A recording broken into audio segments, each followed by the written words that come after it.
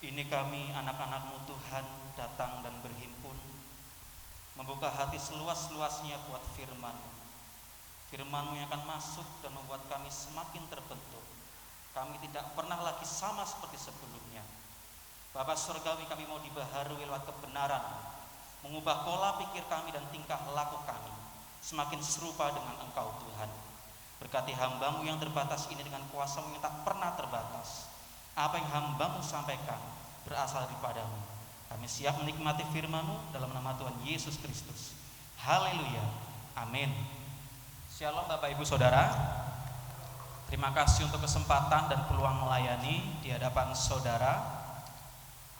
Kapel pertama bagi saya sebagai pemberita firman di semester ini, saudara. Nah, saudara, ada satu temuan dari lembaga misi atau lembaga hak asasi manusia Kristen, yaitu Open Doors. Ini temuan di tahun termutakhir, tahun 2021. Temuan ini menunjukkan bahwa setiap hari lebih dari 340 juta orang Kristen menderita, baik dalam bentuk diskriminasi, ketidaksetaraan, atau bahkan penganiayaan secara aktif, fisik. Dan saudara, pada tahun 2018 sampai 2019 itu ada 2.983 kasus orang Kristen dibunuh. Tapi di era pandemi ini rupanya meningkat, saudara.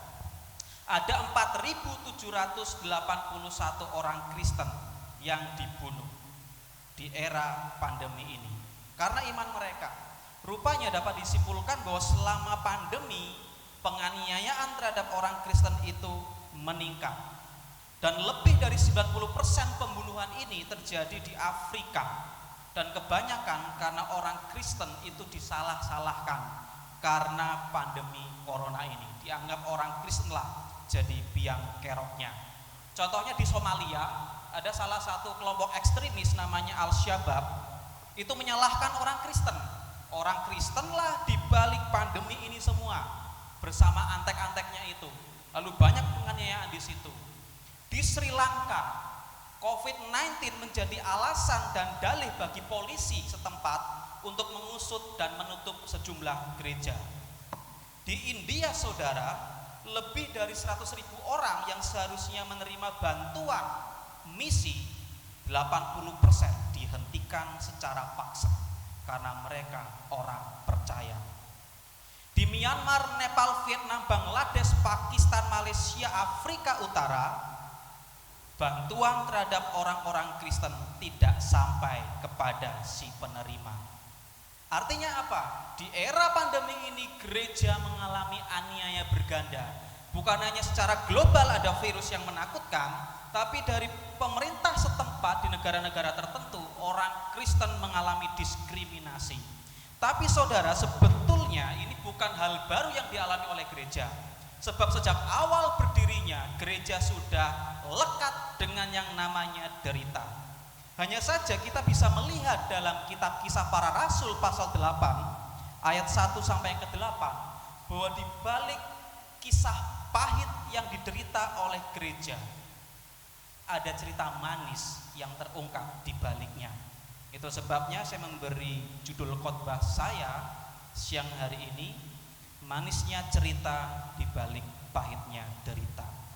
Kita mau melihat cerita manis apa saja yang ada di balik pahitnya derita. Kita buka bersama-sama Kisah Para Rasul 1, Kisah Rasul pasal 8 ayat 1 sampai yang ke-8. Mulai ayat 1b saja, kita akan baca silih berganti. Saya bacakan ayat yang ganjil, saudara yang diberkati Tuhan membacakan ayat yang genap. Demikianlah firman Tuhan. Pada waktu itu mulailah penganiayaan yang hebat terhadap jemaat di Yerusalem. Mereka semua kecuali rasul-rasul tersebar ke seluruh daerah Yudea dan Samaria.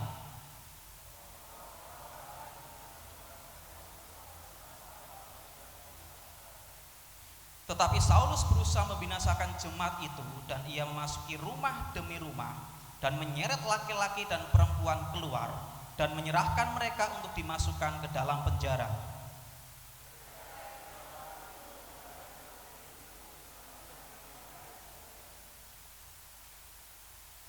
Ayat yang kelima ya. Dan Filipus pergi ke suatu kota di Samaria dan memberitakan Mesias kepada orang-orang di situ.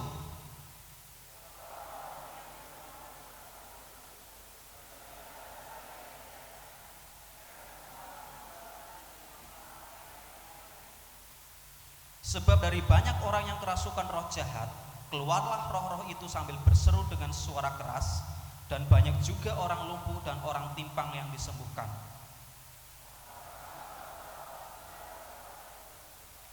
Amin. Saudara, kita mau belajar ada 3 cerita manis yang kita bisa lihat di balik pahitnya derita yang dialami gereja Tuhan di Yerusalem ini. Nah, saudara, ini peristiwa terjadi setelah Stefanus menjadi martir karena dia mempertahankan imannya dan berargumentasi di hadapan orang-orang Yahudi. Kematiannya memicu penganiayaan besar-besaran kepada jemaat Tuhan. Dan ini bukan penganiayaan yang ringan, tapi Nats menyebutkan ini penganiayaan yang hebat. Bahkan laki-laki maupun perempuan itu ikut diseret dan dimasukkan ke dalam penjara. Bahkan kata yang dipakai di ayat 3 itu, Saulus berusaha membinasakan. Jadi jemaat ini saudara mengalami derita yang begitu pahit, dan ini masalah kehilangan nyawa. Bukan hanya masalah harta benda, tapi ini soal hidup dan mati. Namun kita bisa melihat saudara bahwa di balik pengalaman pahit yang dialami jemaat ini ada kisah-kisah manis, ada cerita-cerita manis. Kita mau lihat. Yang pertama, next. Di balik pahitnya derita, rencana Tuhan menjadi nyata. Di ayat 1b saudara simak baik-baik. Pada waktu itu mulailah penganiayaan yang hebat terhadap jemaat di Yerusalem. Mereka semua kecuali rasul-rasul tersebar ke seluruh daerah Yudea dan Samaria. Saudara bisa garis bawahi frase tersebar ke seluruh daerah Yudea dan Samaria.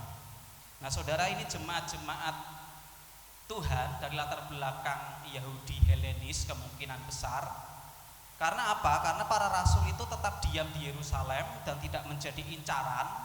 Dan lagi di ayat 2 kita bisa melihat orang-orang salah itu menguburkan Stefanus dengan ratapan yang begitu dahsyat.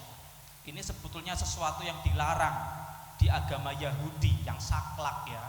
Itu sebabnya ini jadi petunjuk bahwa ini orang-orang Yahudi Helenis, jemaat Tuhan dari latar belakang Yahudi Helenis yang dianiaya. Tapi menarik saudara, karena dalam ayat 1 ini kita bisa melihat bahwa Tuhan mulai menggenapi rencananya yang tertulis di dalam Kisah Para Rasul 1 ayat yang ke-8. Dikatakan di situ, tetapi kamu akan menerima kuasa kalau Roh Kudus turun ke atas kamu, dan kamu akan menjadi saksiku di Yerusalem dan di seluruh Yudea dan Samaria dan sampai ke ujung bumi. Dan kita bisa lihat di pasal 8 ayat 1, jemaat ini oleh karena penganiayaan tersebar ke Yudea dan Samaria. Ini angkanya gampang diingat. Kisah Rasul 1 ayat 8 mulai digenapi di Kisah Rasul 8 ayat 1. Angkanya tinggal dibalik saja itu.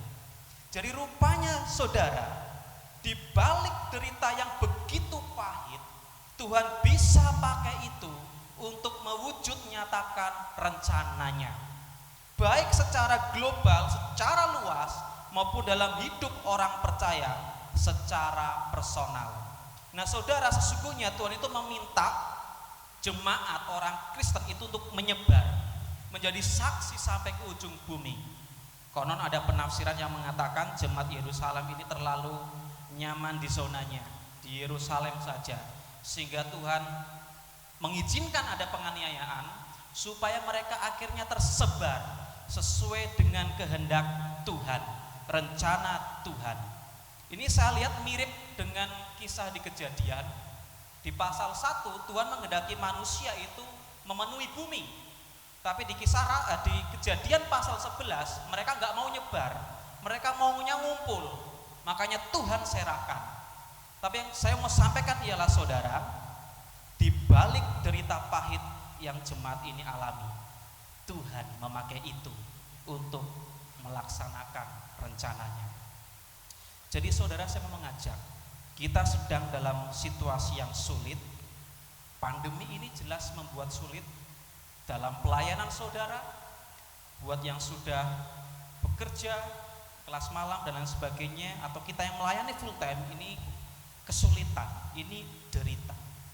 Sudah secara global ada derita, mungkin kita secara personal pun ada derita juga, yang mungkin orang lain tidak tahu.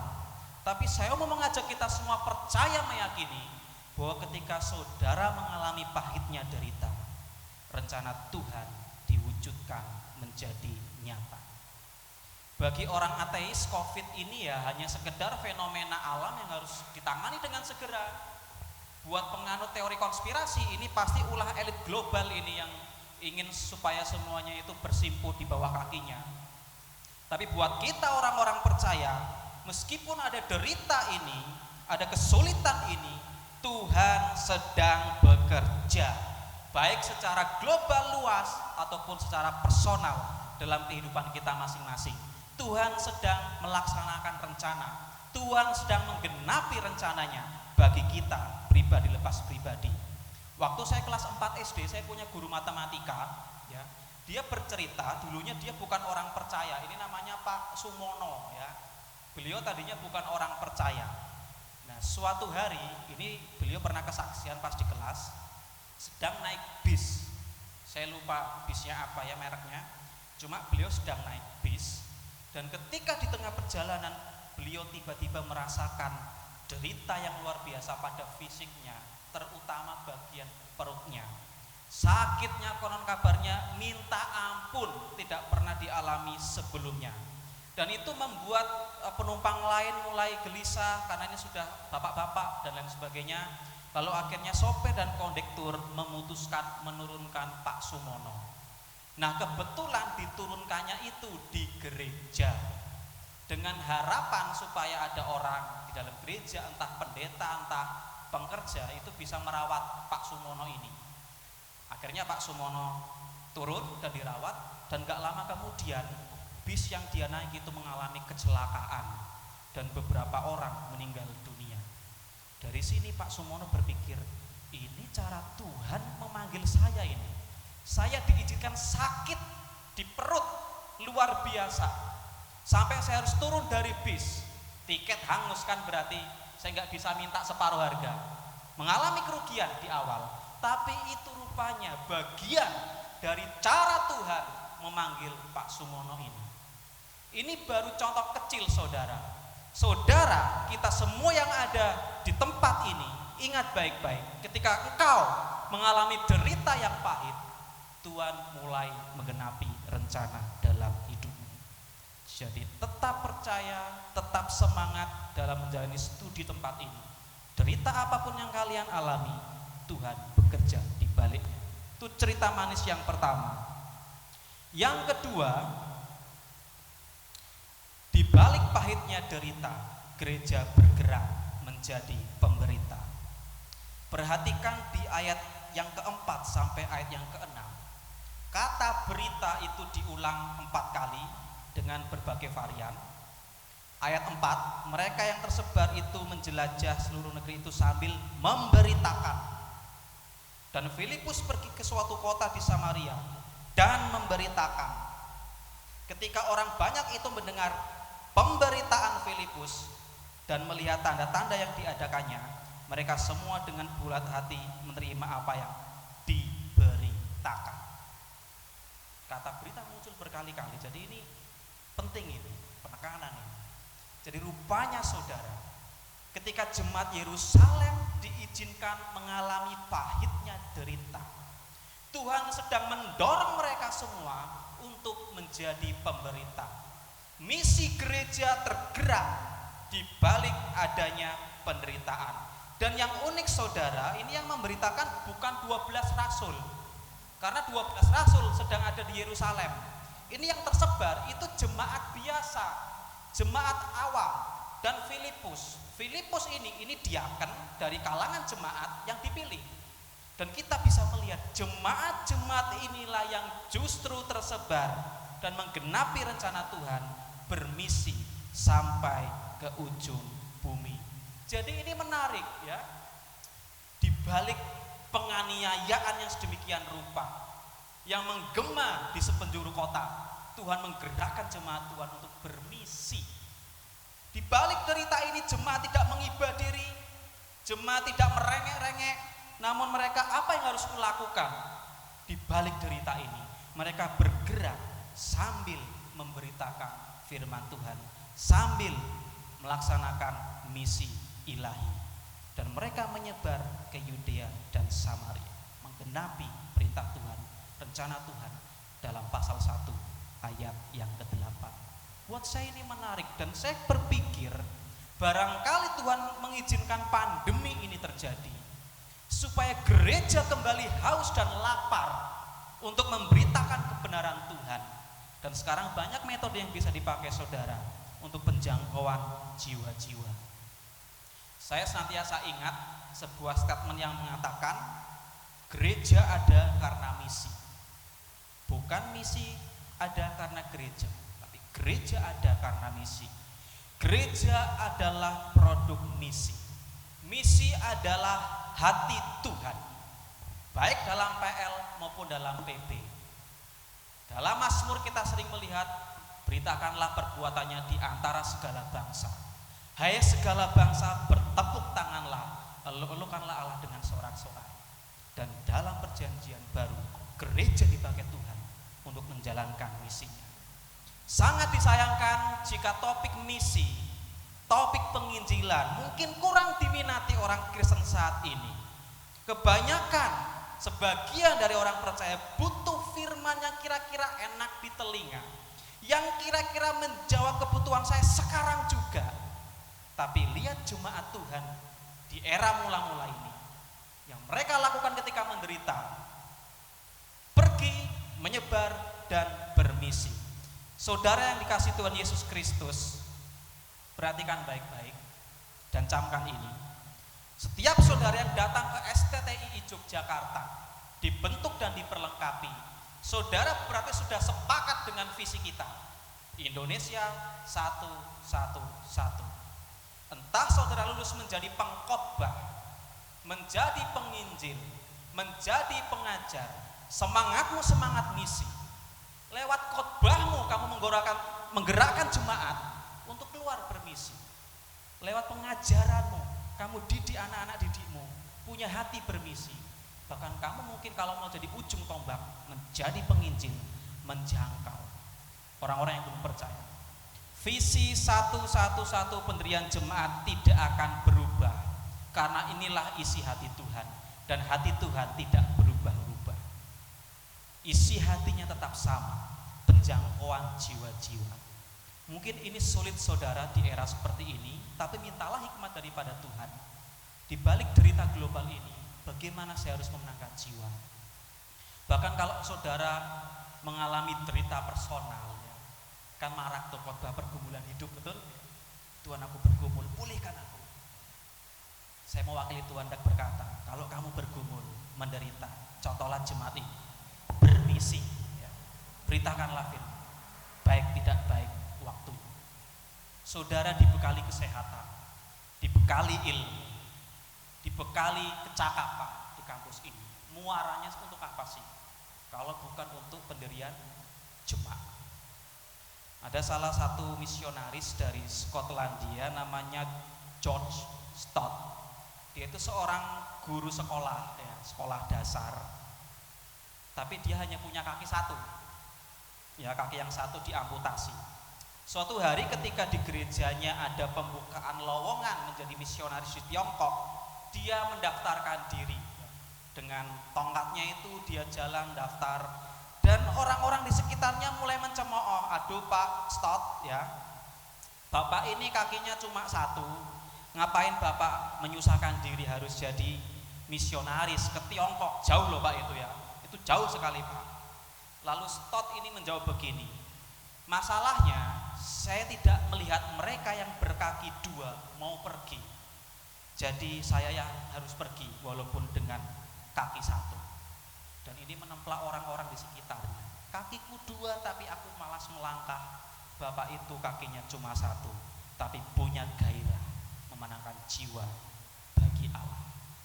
Nah saudara, selama studi dan setelah lulus nanti, meskipun kamu di bawah tekanan, derita, apapun itu, tetaplah punya semangat untuk bermisi. Menjadi gereja yang menjadi pemberita, pewarta pemberita. Itu yang kedua. Yang terakhir, di balik pahitnya derita, tersedia banyak sukacita. Perhatikan ayat 7 sampai 8. Sebab banyak dari orang yang kerasukan roh jahat, keluarlah roh-roh itu sambil berseru dengan suara keras, dan banyak juga orang lumpuh dan orang timpang yang disembuhkan. Ayat 8 luar biasa. Maka sangatlah besar sukacita dalam kota itu.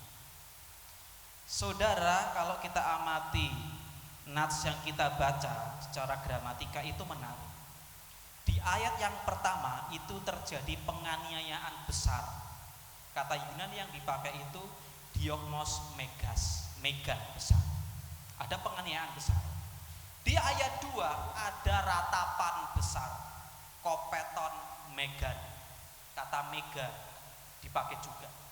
Tapi ya, di ayat 8 ada sukacita besar, polekara. Pole dari kata poli, artinya banyak.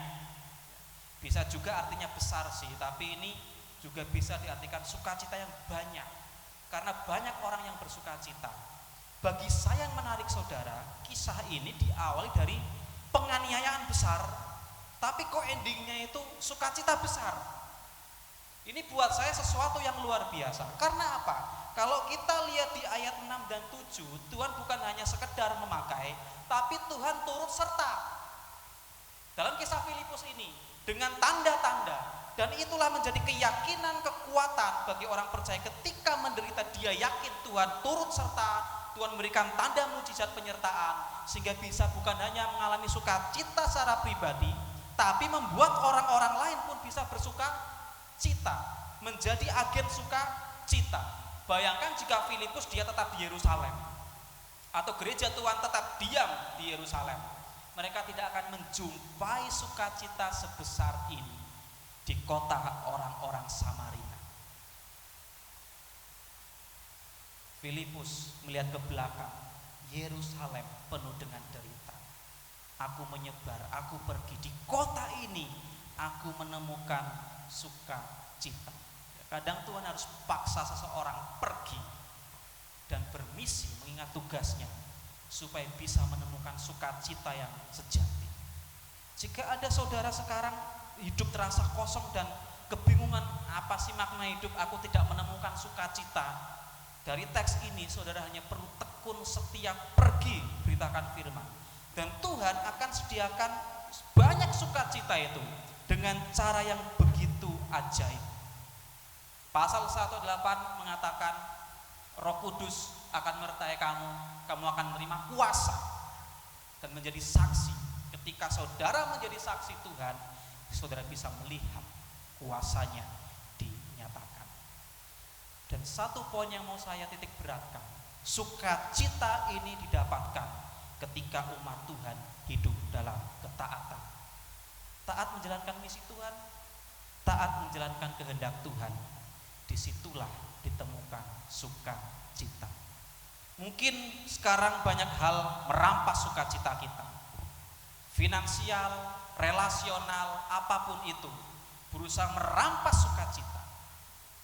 Saudara hanya perlu percaya dan tetap tekun setia melayani. Tuhan itu mampu menyediakan sukacita dengan cara yang sama sekali tidak terduga.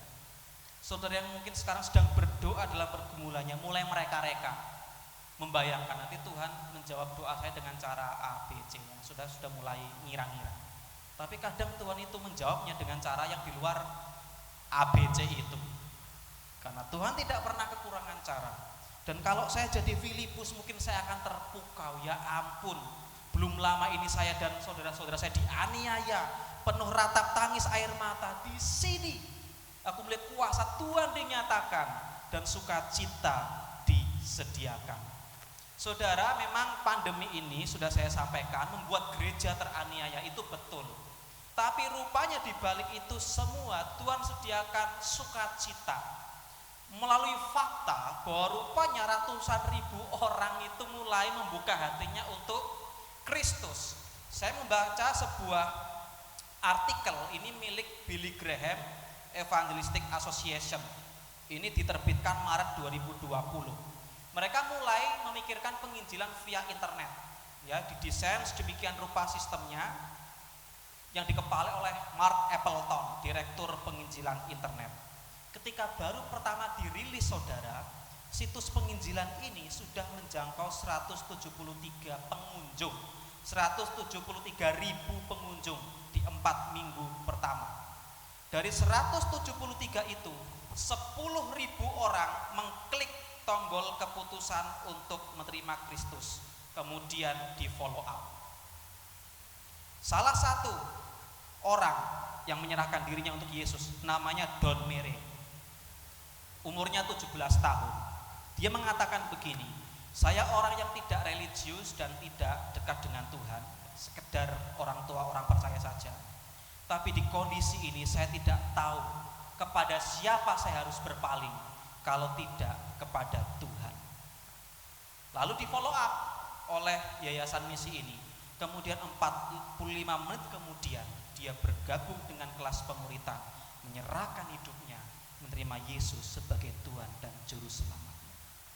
Malaikat di surga bersukacita karena satu jiwa dimenangkan, dan seharusnya pun kita bersukacita secara demikian. Ini dalam lingkup penginjilan, dalam lingkup misi. Saya tidak tahu apa yang saudara alami sekarang. Saudara mungkin sedang mencari sukacita yang sedang hilang itu.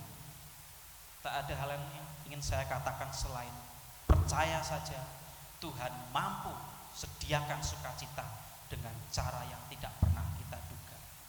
Hanya syaratnya kita tetap bergerak, tetap aktif dalam misi Tuhan sesuai dengan panggilan kita.